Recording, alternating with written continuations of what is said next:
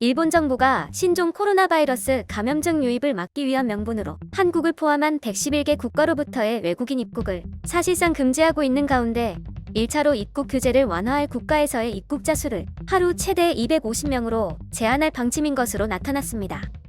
11일 요미우리 신문에 따르면 일본 정부는 이르면 올여름부터 호주, 뉴질랜드, 베트남, 태국 등 4개국을 대상으로 하루 최대 200에서 250명의 비즈니스 관계자 입국을 먼저 허용하는 방안을 마련했습니다.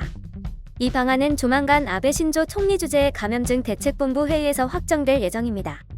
일본 정부가 예외적인 입국 허용을 검토하는 이들 4개국의 비즈니스 관계자는 경영관리자, 기술자, 기능실습생 등입니다. 일본 정부는 입국자 수를 사증 발급이나 항공 편수를 제한하는 방법으로 통제할 계획입니다.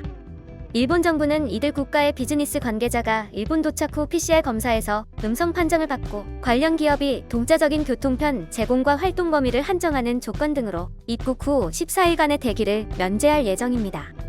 이와 함께 입국 전에 PCR 검사 음성 증명서와 일본 내 방문지 등의 활동 계획서 제출을 요구하기로 했습니다. 일본 입국 후 14일 동안은 만일의 경우에 대비해 스마트폰 등의 위치 정보를 저장토록 할 방침입니다. 일본 정부는 또 앞으로 출입국 규제 완화 대상국이 늘어날 경우 출국자를 위한 검사 수요가 크게 늘 것으로 보고 출국자 PCR 검사 센터를 창설하는 방안을 검토하고 있습니다. 111개국 이외의 국가와 지역에는 발급된 비자 효력 정지 및 비자 면제 동결 등 조치를 취하고 있습니다. 사실상 입국이 어렵습니다.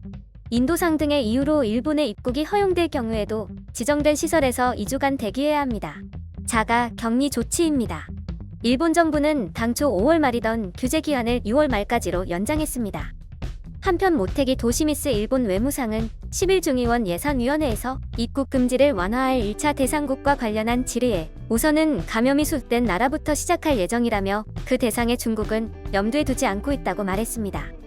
모테기 외무상은 한국을 직접 언급하지 않았지만 일본 정부가 지난 3월 입국 규제 대상국으로 중국과 한국을 동시에 지정한 점을 고려하면 1차 해제 대상에 한국을 포함하지 않을 것을 거듭 시사한 것으로 받아들여지고 있습니다.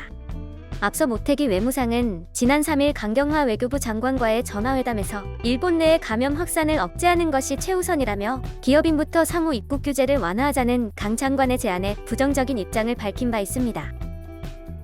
영상이 도움이 되셨다면 좋아요와 구독을 부탁드립니다.